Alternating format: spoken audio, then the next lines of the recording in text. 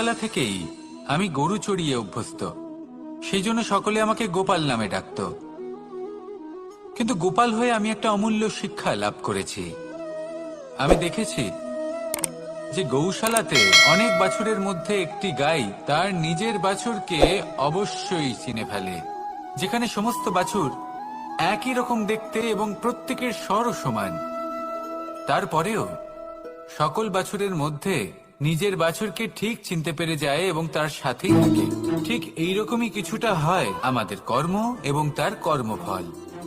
আপনি সবার মাঝে থেকেও কোনো কর্ম যদি করেন, সেই কর্মফল সবার মধ্যে আপনাকে চিনে ফেলবে এবং আপনার সাথেই থাকবে। তাই যখনই কর্ম করবেন ভেবে চিন্তে করবেন। কোনো কর্ম করার আগে একবার ভেবে দেখুন, তাহলে জীবনে বারংবার অনুতপ্ত হতে হবে না।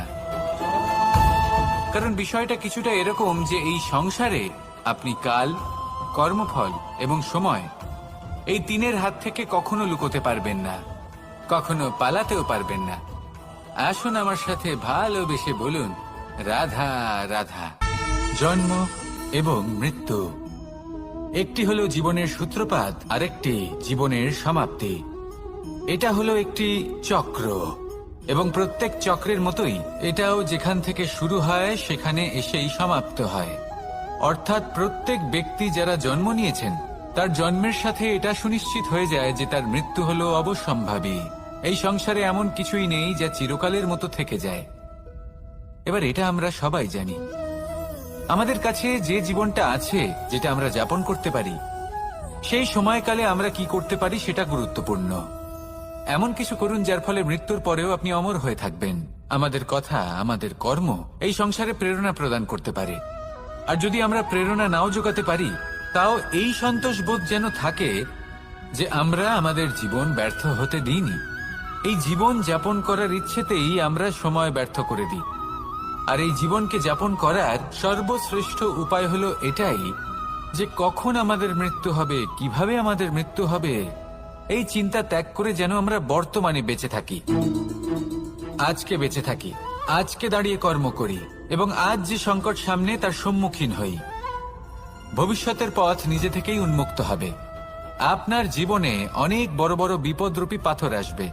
সেই পাথরগুলিকে এতটাই দুর্বল করে দিন যাতে সেই পথ আপনি অগ্রসর হওয়ার পরে আপনার পেছন পেছন যে সেই পথ দিয়ে আসবেন তিনিও যেন সহজেই পাথর চূর্ণ করে সামনে অগ্রসর হতে পারেন। মনে রাখবেন, আপনার প্রচেষ্টারও একটা মাহাত্ম্য আছে। যদি আপনি কোনো কেল্লার শিখরে পতাকা উত্তোলন নাও করতে পারেন, তাহলেও আপনার প্রচেষ্টার যে মাহাত্ম্য তা কখনো কমে যাবে না। সেই জন্য প্রচেষ্টা করতে থাকুন আর আমার সাথে ভালোবেসে বলুন, রাধা রাধা। মানুষ সবসময় চায় যে তার জীবনে যেন কখনো কোনো সমস্যাই না আসে। সে চায় তার জীবন যেন শুধুমাত্র শান্তি এবং সুখের দ্বারা পূর্ণ থাকে। কিন্তু এই চাহিদা অনুচিত কিছু নয়।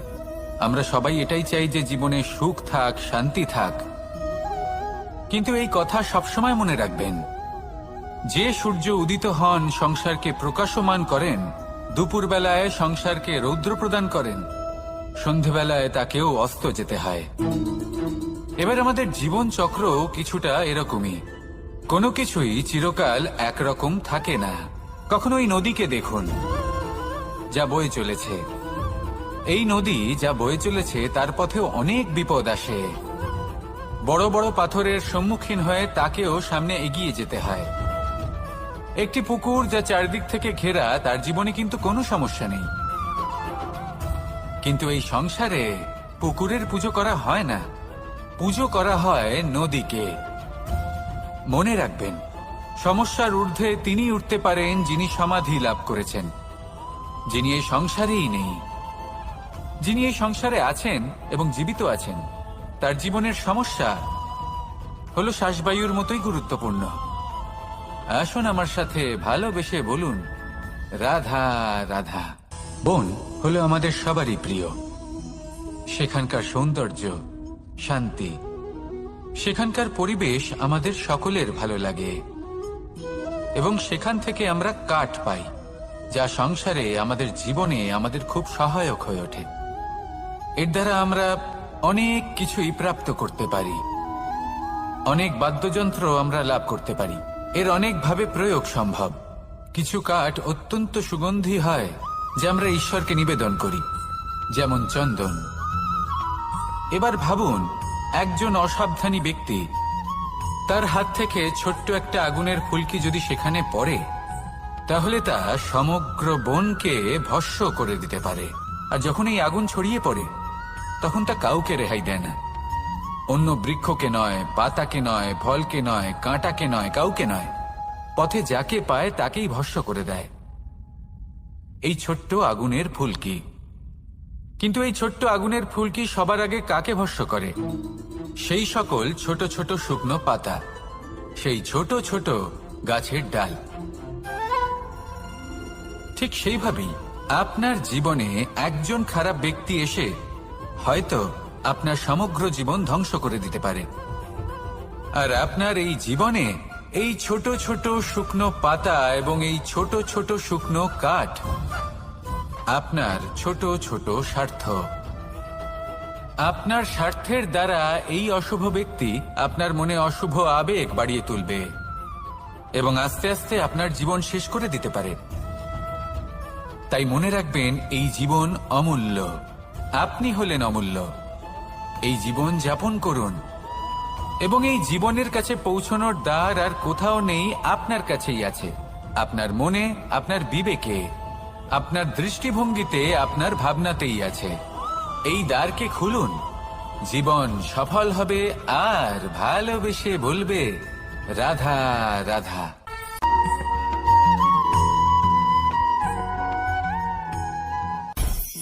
মানুষের একটি সমস্যা আছে যে মানুষ সাফল্যকে মাপতে থাকেন, লক্ষ্যপ্রাপ্তিকে মাপতে থাকেন এবং তার তুলনা করতে থাকেন যে ও এত কিছু পেল আর আমি পেলাম না, ওর কাছে এত কিছু আছে কিন্তু আমার কাছে নেই। এই তুলনা করার জন্য ওনারা দুঃখী হয়ে পড়েন, নিরাশ হয়ে পড়েন। তাই আমি একটা প্রশ্ন করছি যে এটা কি উচিত? এই সংসারে আপনি কি নিয়ে তুলনা করবেন, যেখানে সূর্যদেব চন্দ্রমা দুজনেই আছেন, দুজনেই হলেন বিশেষ, দুজনেই নিজ নিজ সময়ে উদিত হন। এদের মধ্যে একজন না থাকলে তাহলে আমাদের জীবন কঠিন হয়ে পড়বে। ঠিক সেইভাবেই আপনি যদি একটা বড় রেখা অঙ্কন করেন, তাহলে অন্য রেখাটি ছোট হয়ে পড়ে না, সে তেমনই থাকে যেমনটা সে ছিল। আপনার অস্তিত্ব কখনো ছোট বা বড় হতে পারে না। শুধু তুলনা করার জন্য আপনার এটা মনে হতে পারে। যদি আপনি যুদ্ধ করতে চান, আপনার তলোয়ারের প্রয়োজন পড়বে। যদি বস্ত্র তৈরি করতে চান, এত বড় তলোয়ার দিয়ে কিছুই হবে না, তখন প্রয়োজন পড়বে একটা ছোট্ট সূচের। তাই তুলনা করবেন না, না নিজেকে ছোট মনে করবেন, না অন্য কাউকে। সবার সাথে সহযোগিতা করুন, আর যদি তুলনা করতেই হয়, নিজের সাথে করুন যে কাল আমি কেমন ব্যক্তি ছিলাম, আজ কি তার থেকে শ্রেষ্ঠ হয়ে উঠতে পেরেছি। ভেবে দেখুন ভবিষ্যতে গিয়ে আপনি কতটা শ্রেষ্ঠ ব্যক্তি হতে পারেন। আসুন আমার সাথে ভালোবেসে বলুন, রাধা রাধা। বস্ত্র আমাদের সকলের প্রিয়, এটা আমাদের জীবনযাপনের জন্য প্রয়োজনীয়। আমরা সবসময় চেষ্টা করি সেই বস্ত্র পরতে যা পরলে আমাদের দেখতে ভালো লাগে। কিন্তু কখনো এই কথা ভেবে দেখেছেন যে কিছু বস্ত্র যদি স্বচ্ছ হয়, তাহলে তা পুরনো হলেও দেখতে ভালো লাগে? ঠিক তেমনই, যেমন কোনো খাবার যদি মশলাদার না হয়, অত্যন্ত সুস্বাদু নাও হয়, কিন্তু যদি তা গরম হয়, টাটকা হয়, তাহলে খেতে ভালোই লাগে। ঠিক সেইভাবেই যদি কোনো ব্যক্তি সুন্দর নাও হয়, কিন্তু তার কথা খুবই মধুর হয়, তাহলে সেই ব্যক্তি সকলের প্রিয় হয়। কোনো ব্যক্তি যদি ধনবান নাও হন, কিন্তু তিনি যদি গুণী হন, তাহলে এই সংসারে সম্মান লাভ করেন। সেই জন্য কখনো এই বিষয়ে দুঃখ পাবেন না যে আপনার কাছে ভৌতিক স্বাচ্ছন্দ্য নেই। আপনার কাছে সব থেকে বড় বস্তু, সব থেকে মূল্যবান বস্তু যেটা আছে, সেটা হলো আপনার আত্মা, আপনার মন, আপনার বিচারধারা, আপনার গুণ, আপনার কথা। এগুলো সবসময় শুভ রাখুন এবং সবসময় নিজের সাথে রাখুন। এই জীবন সফল হবে এবং প্রেমময় হয়ে বলে উঠবে, রাধা রাধা।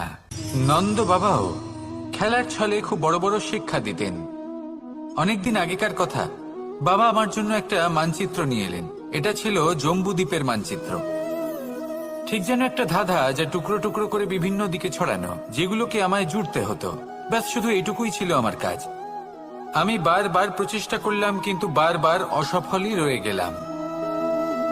বাবা এটা দেখলেন এবং হাসলেন। বাবা বললেন, একটা কাজ করো, এই প্রত্যেকটি অংশকে উল্টে রাখো।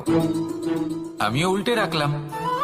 তারপরে দেখলাম প্রত্যেক অংশে মানুষের শরীরের কোনো না কোনো অংশ চিহ্নিত। কোথাও হাত আছে, পা আছে, কোথাও মুখ আছে। বাবা বললেন যে এবার এটা জুড়তে চেষ্টা করো। আমিও জুড়ে দিলাম। মানুষের মানচিত্র পূর্ণ হলো। এবার বাবা বললেন, এটা উল্টে রাখো, মানচিত্র পূর্ণ আকার ধারণ করেছে। আমি বললাম, ঠিক আছে। আমি উল্টে রাখলাম। দেখলাম জম্বুদ্বীপের মানচিত্র পূর্ণ হয়েছে। বাবা বললেন, যদি দেশকে সফল করে তুলতে চাও, শক্তিশালী করতে চাও, স্থির বানাতে চাও, তাহলে সবার আগে দেশবাসীকে একত্রিত করতে শেখো। সকল সৈন্যগণ যখন একজোট হয়ে দাঁড়াবে, তখন দেশের শক্তি আরো বেড়ে যাবে। শুধু তাই নয়, বাবা বললেন, যদি ভালোবাসার সাথে জড়িয়ে পড়ো, তাহলে পরমাত্মাও তোমার সামনে এসে দেখা দেবেন। তাহলে এটাই করুন আর আমার সাথে ভালোবেসে বলুন, রাধা রাধা। মানুষ শুধুমাত্র দুই ধরনের ব্যক্তির সামনেই নত হন। একজন হলেন তিনি যাকে তিনি সম্মান করেন, আর আরেকজন যাকে তিনি ভয় পান। এবার কোনো ব্যক্তি যদি আপনার সামনে নত হন, তাহলে তার পেছনের কারণ কি? আপনার প্রতি সম্মান নাকি আপনার প্রতি ভয়? সেটা আপনাকেই বুঝতে হবে। যদি আপনি এমন মনে করেন যে তাতে কি যায় আসে, ভয় হোক বা সম্মান, কেউ আমার সামনে নত তো হচ্ছেন, যদি এটা আপনার চিন্তা ভাবনা হয়, তাহলে আপনাকে মনে করিয়ে দিই, এই সময় বদলাতে বেশি সময় লাগে না। আজ যে ব্যক্তি আপনাকে দেখে ভয় পাচ্ছে, কাল এই ভয়ের সমাপ্তিও ঘটতে পারে। আবার এমনও হতে পারে যে তার কাছে অত্যাধিক শক্তি চলে এলো। অনেক কিছুই হতে পারে। তাই মনে রাখবেন, যে মাথা ভয়ের কারণে নত হয়, তা সময় এলে সবার আগে বিরোধিতা করতে পারে। আর যে মাথা সম্মানের কারণে নত হয়, আপনার জন্য নিজের শিরচ্ছেদও সে করতে পারে। তাই সকলকে আপন করে নিন, কিন্তু ভয় প্রয়োগ করে নয়। কর্ম করুন এবং সম্মান অর্জন করুন। শুধু এটাই করুন আর আমার সাথে ভালোবেসে বলুন, রাধা রাধা। সূচের শেষে একটি ছিদ্র থাকে, যার দ্বারা আমরা এই সুতো পরাতে পারি। আর তারপর সূচের সাহায্যে এই সুতো দিয়ে বস্ত্র সেলাই করা যায়। কিন্তু যদি সুতোটা সোজা করে ধরা না হয়, তাহলে সূচে কখনো এই সুতো পরানোই সম্ভব নয়। যদি এতে কোনো গিঁট পড়ে, তখন তা কখনোই এই ছিদ্র দ্বারা প্রবেশ করা সম্ভব নয়। ঠিক এইভাবেই যদি আপনি কারোর জীবনে প্রবেশ করতে চান, কারোর অন্তরে প্রবেশ করতে চান, তাহলে আপনাকেও সহজ থাকতে হবে। এতে কোনো গিঁট থাকলে চলবে না। অর্থাৎ মনে যাতে কোনো মালিন্য না থাকে, যেন কোনো কুচিন্তা না থাকে। যদি এসব থাকে, তাহলে আপনি কখনো কারোর জীবনে প্রবেশ করতে পারবেন না। আর যদি কোনোভাবে আপনি প্রবেশ করেও যান, তাহলে তার মনে ঘর করতে পারবেন না। নিজেকে এই সুতোর মতন করে তুলুন, সহজ। মনে যেন কোনো কুচিন্তা না থাকে, সবার প্রতি যেন সদ্ভাবনা থাকে, শুভ চিন্তা থাকে। এমনটা করতে থাকুন। এমন একটা দিন আসবে যেদিন এই সমস্ত সংসারের ব্যক্তির মনে আপনি বাস করবেন। আর তখন এই মন প্রসন্ন হয়ে বলবে, রাধা রাধা। সূর্য হলেন আমার অত্যন্ত প্রিয়। প্রতিদিন আমাকে নতুন শিক্ষা দিতে থাকেন। একবার সূর্যকে দেখুন। 4 প্রহর পর্যন্ত উনি অন্ধকার সহ্য করেন, তারপর আস্তে আস্তে উদিত হন। প্রথমে লাল, তারপর গেরুয়া, তারপর শ্বেত বর্ণ ধারণ করেন। আস্তে আস্তে আকাশে উদিত হন, আর তারপর সমস্ত সংসারে প্রকাশমান হয়ে উঠবেন। এ হলো সূর্যের তপস্যা, তার ধৈর্য, তার প্রতীক্ষা, তার পরিশ্রম, যার ফলে উনি সংসারে সর্বোচ্চ স্থান অধিকার করেছেন। যদি আপনিও এই সংসারে সূর্যের মতোই মহান হয়ে উঠতে চান, সূর্যের মতো এই সংসারে সর্বোচ্চ স্থান অধিকার করতে চান, তাহলে আপনাকে সূর্যের মতোই তপস্যা করতে হবে, প্রতীক্ষা করতে হবে, ধৈর্য ধরতে হবে, পরিশ্রম করতে হবে। তবেই এই সংসারে আপনি সম্মান লাভ করবেন, যশ লাভ করবেন। আসুন আমার সাথে ভালোবেসে বলুন, রাধা রাধা। কথায় আছে যে স্বপ্ন এবং লক্ষ্য হলো একটি মুদ্রারই দুটি দিক। যতক্ষণ না স্বপ্ন দেখছেন, ততক্ষণ বুঝবেন কি করে আপনার লক্ষ্য কি? স্বপ্ন দেখে যদি নিজের লক্ষ্য বুঝতে পারেন, সেটা পেতে চান, তবেই সেটা লাভ করতে পারবেন। কিন্তু স্বপ্ন এবং লক্ষ্য, এই দুইয়ের মধ্যে একটা ভারসাম্য রয়েছে যেটা বজায় রাখা প্রয়োজনীয়। একে আমরা বলে থাকি পরিশ্রম। দেখুন, যদি আপনি স্বপ্ন দেখতে চান তাহলে পরিশ্রম ত্যাগ করে নিদ্রা লাভ প্রয়োজন। কিন্তু যদি আপনি লক্ষ্য লাভ করতে চান তাহলে আপনাকে নিদ্রা ত্যাগ করে পরিশ্রম করতে হবে। তাই আলস্য ত্যাগ করুন এবং সিদ্ধান্ত নিন যে আপনি কি চান। আপনার জীবনের এই তুলাদণ্ডে স্বপ্নের পাল্লা ভারী হওয়া প্রয়োজন নাকি লক্ষ্যের? আমার মতে এই দুইয়ের মধ্যে যদি ভারসাম্য বজায় রাখেন তবে পথ নিজে থেকেই সামনে আসবে। শুধু সেই পথে অগ্রসর হতে থাকুন এবং আমার সাথে ভালোবেসে বলুন, রাধা রাধা। আমরা সবাই জীবনে সুখ লাভ করতে চাই। শুধু জীবনে কেন, জীবনের পরেও আমরা সুখ লাভ করতে চাই। আমরা সকলে স্বর্গের কামনা করি। কিন্তু খুব সহজ একটা কথা, যদি আপনি স্বর্গ লাভ করতে চান তাহলে প্রথমে মৃত্যু লাভ করতে হবে। আপনি যদি প্রাণই না দেন তাহলে আপনি স্বর্গ লাভ কিভাবে করবেন, তাই না? শুধু এই ছোট্ট একটা বিষয় দ্বারা আমরা জীবনে অনেক কিছুই শিখতে পারি। যদি আপনার কোনো লক্ষ্য থাকে, কোনো মনোবাঞ্ছিত স্থান থাকে, কোনো বড় কাজ আপনি করতে চান, তাহলে সেই সবই হবে। কিন্তু শুধুমাত্র কামনা করলে হবে না, আপনাকে কর্ম করতে হবে, নিরন্তর প্রয়াস, পরিশ্রম, পথ খুঁজতে হবে, সামনে অগ্রসর হতে হবে। কখনো অসফল হলে তার কারণ খুঁজতে হবে, বিপদের সম্মুখীন হতে হবে, অন্তর থেকে নিজের শক্তি বাড়িয়ে তুলতে হবে। তবেই আপনি নিজের লক্ষ্য লাভ করতে পারবেন, মনোবাঞ্ছিত স্থান পাবেন। মহানদী গঙ্গা একটি বিন্দু দ্বারা শুরু হয়, ধীরে ধীরে অগ্রসর হয়। কোনো পাথরে ধাক্কা খেলেও সে থামে না, বরং এগোতেই থাকে। তারপরেই সে মহান নদী গঙ্গা হয়ে উঠতে পারে।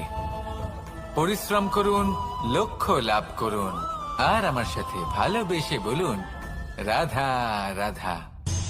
এই সংসারে তিন ধরনের আবেগ অত্যন্ত গুরুত্বপূর্ণ, যা প্রত্যেক মানুষের জীবনে থাকে।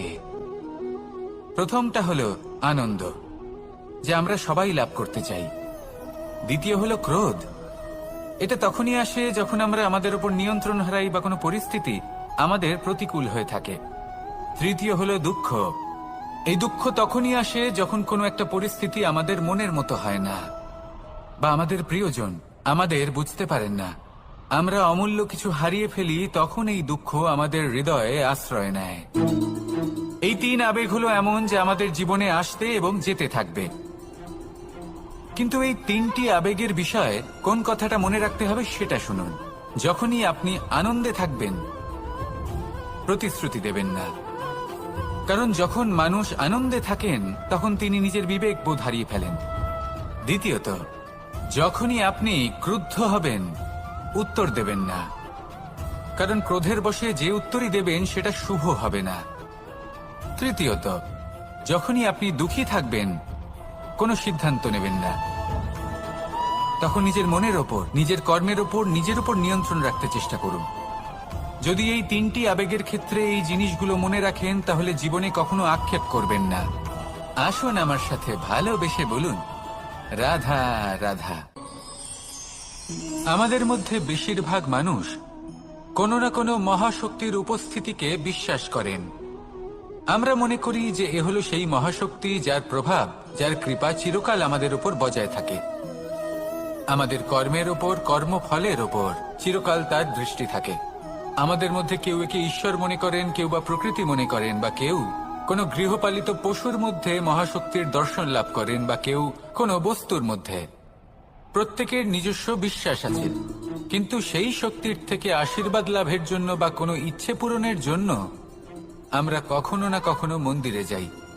এই মন্দির শব্দের সূত্রপাত কিভাবে, আগে সেটা বুঝে নেওয়া যাক।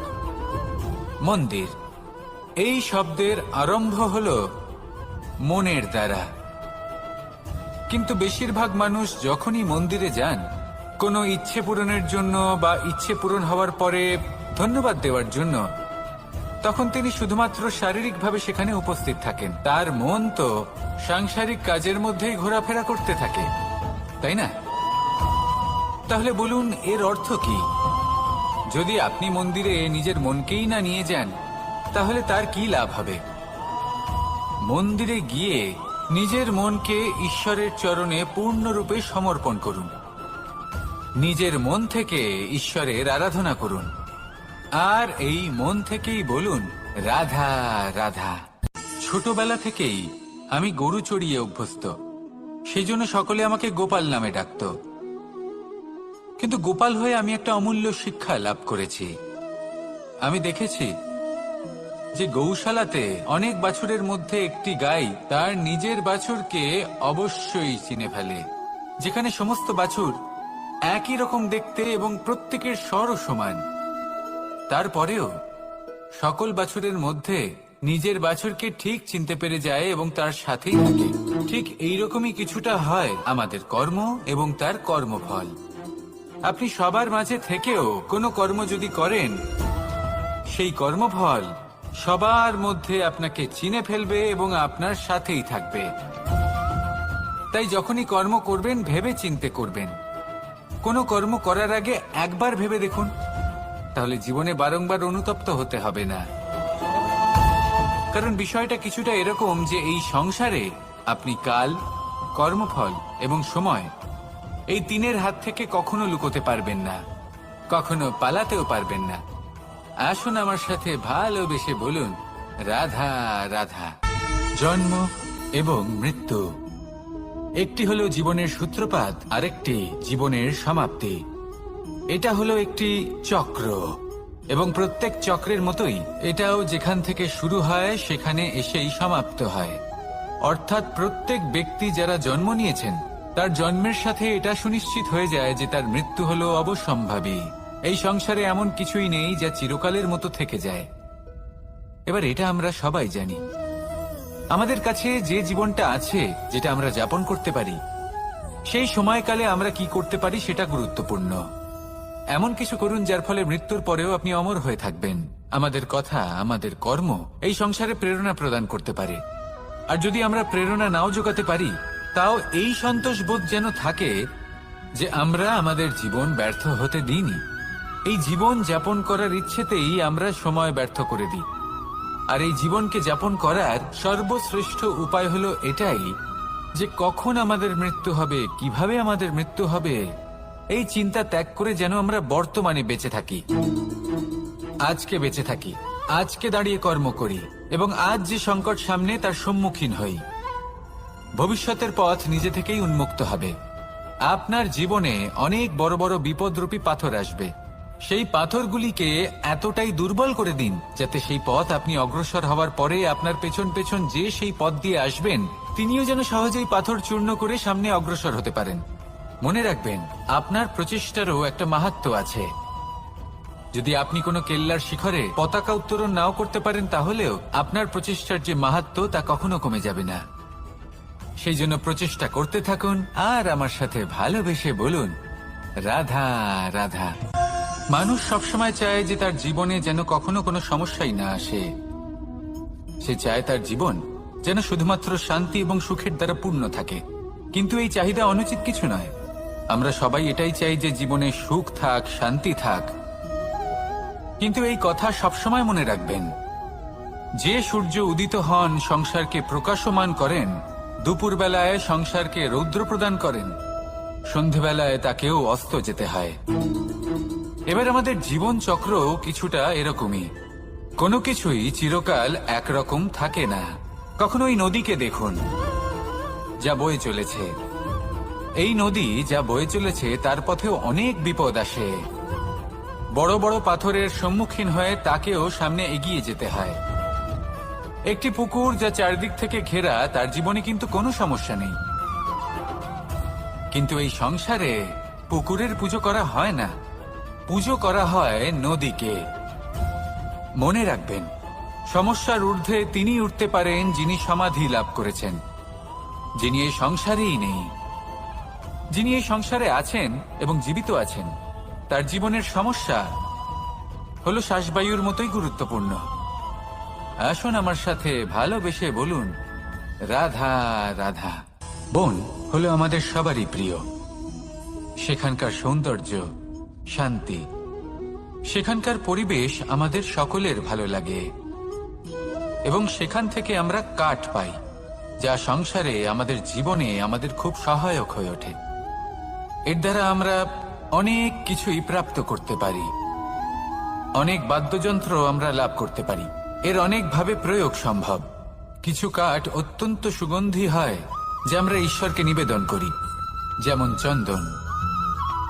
এবার ভাবুন, একজন অসাবধানী ব্যক্তি, তার হাত থেকে ছোট্ট একটা আগুনের ফুলকি যদি সেখানে পড়ে, তাহলে তা সমগ্র বনকে ভস্ম করে দিতে পারে। আর যখন এই আগুন ছড়িয়ে পড়ে, তখন তা কাউকে রেহাই দেয় না। অন্য বৃক্ষকে নয়, পাতাকে নয়, ফলকে নয়, কাঁটাকে নয়, কাউকে নয়, পথে যাকে পায় তাকেই ভস্ম করে দেয়। এই ছোট্ট আগুনের ফুলকি। কিন্তু এই ছোট্ট আগুনের ফুলকি সবার আগে কাকে ভস্ম করে? সেই সকল ছোট ছোট শুকনো পাতা, সেই ছোট ছোট গাছের ডাল। ঠিক সেইভাবেই আপনার জীবনে একজন খারাপ ব্যক্তি এসে হয়তো আপনার সমগ্র জীবন ধ্বংস করে দিতে পারে। আর আপনার এই জীবনে এই ছোট ছোট শুকনো পাতা এবং এই ছোট ছোট শুকনো কাঠ আপনার ছোট ছোট স্বার্থ। আপনার স্বার্থের দ্বারা এই অশুভ ব্যক্তি আপনার মনে অশুভ আবেগ বাড়িয়ে তুলবে এবং আস্তে আস্তে আপনার জীবন শেষ করে দিতে পারে। তাই মনে রাখবেন, এই জীবন অমূল্য। আপনি হলেন অমূল্য। এই জীবন যাপন করুন এবং এই জীবনের কাছে পৌঁছানোর দ্বার আর কোথাও নেই, আপনার কাছেই আছে। আপনার মনে, আপনার বিবেকে, আপনার দৃষ্টিভঙ্গিতে, আপনার ভাবনাতেই আছে। এই দ্বারকে খুলুন, জীবন সফল হবে আর ভালোবেসে বলবে, রাধা রাধা।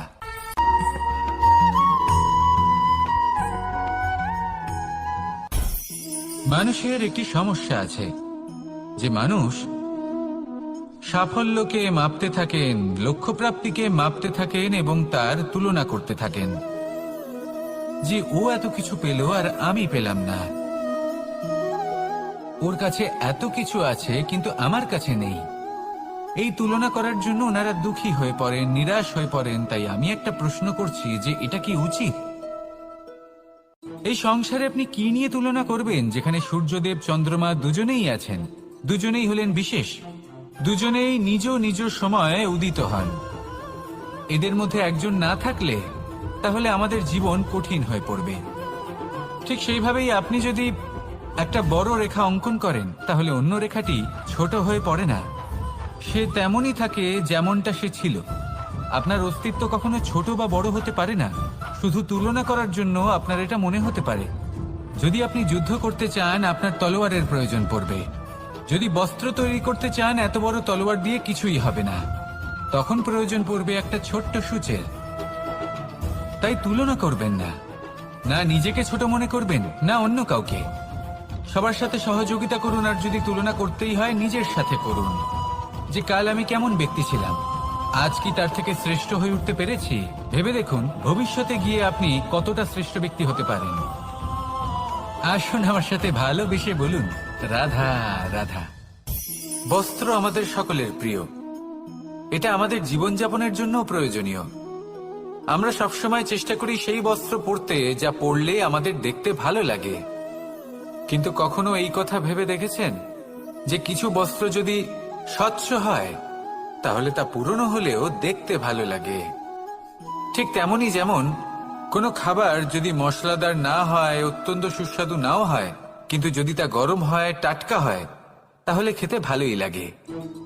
ঠিক সেইভাবেই যদি কোনো ব্যক্তি সুন্দর নাও হয়, কিন্তু তার কথা খুবই মধুর হয়, তাহলে সেই ব্যক্তি সকলের প্রিয় হয়। কোনো ব্যক্তি যদি ধনবান নাও হন, কিন্তু তিনি যদি গুণী হন, তাহলে এই সংসারে সম্মান লাভ করেন। সেই জন্য কখনো এই বিষয়ে দুঃখ পাবেন না যে আপনার কাছে ভৌতিক স্বাচ্ছন্দ্য নেই।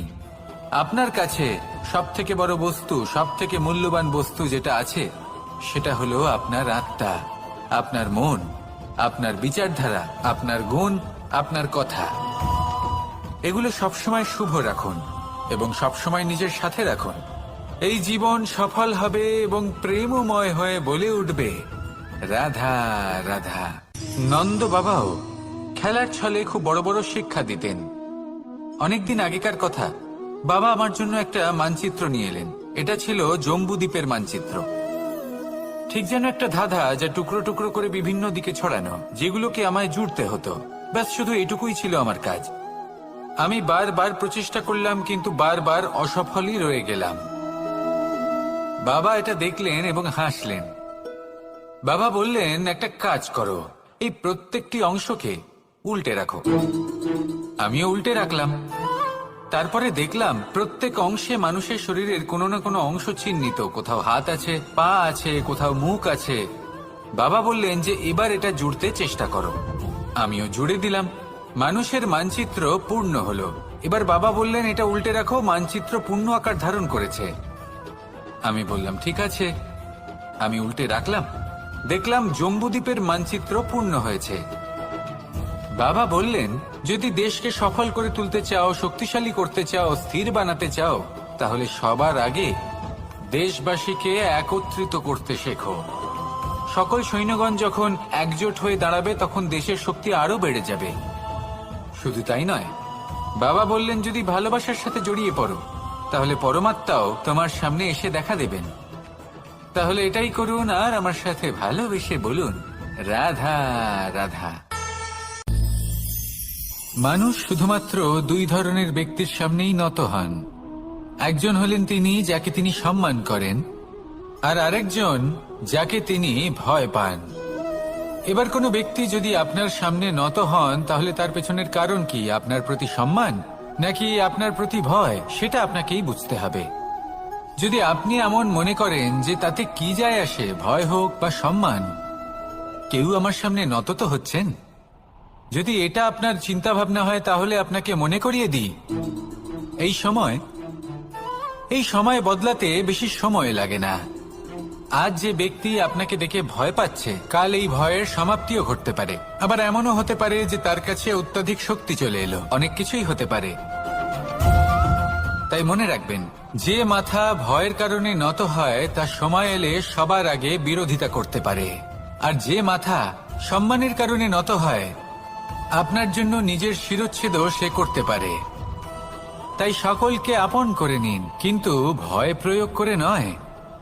কর্ম করুন এবং সম্মান অর্জন করুন। শুধু এটাই করুন আর আমার সাথে ভালোবেসে বলুন রাধা রাধা। সূচের শেষে একটি ছিদ্র থাকে, যার দ্বারা আমরা এই সুতো পরাতে পারি। আর তারপর সূচের সাহায্যে এই সুতো দিয়ে বস্ত্র সেলাই করা যায়। কিন্তু যদি সুতোটা সোজা করে ধরা না হয়, তাহলে সূচে কখনো এই সুতো পরানোই সম্ভব নয়।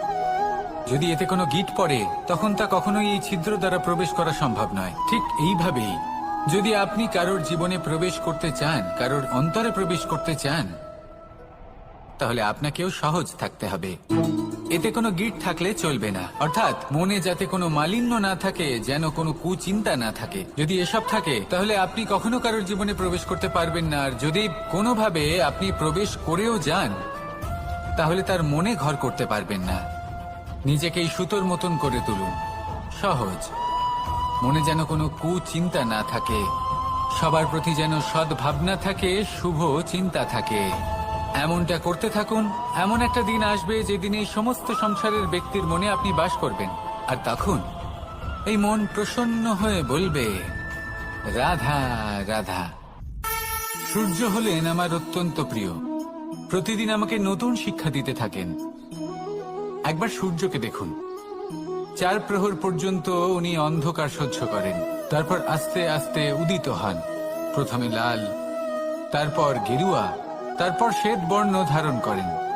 আস্তে আস্তে আকাশে উদিত হন, আর তারপর সমস্ত সংসারে প্রকাশমান হয়ে উঠবেন। এ হলো সূর্যের তপস্যা, তার ধৈর্য, তার প্রতীক্ষা, তার পরিশ্রম, যার ফলে উনি সংসারে সর্বোচ্চ স্থান অধিকার করেছেন। যদি আপনিও এই সংসারে সূর্যের মতোই মহান হয়ে উঠতে চান, সূর্যের মতো এই সংসারে সর্বোচ্চ স্থান অধিকার করতে চান, তাহলে আপনাকে সূর্যের মতোই তপস্যা করতে হবে, প্রতীক্ষা করতে হবে, ধৈর্য ধরতে হবে, পরিশ্রম করতে হবে। তবেই এই সংসারে আপনি সম্মান লাভ করবেন, যশ লাভ করবেন। আসুন আমার সাথে ভালোবেসে বলুন, রাধা রাধা।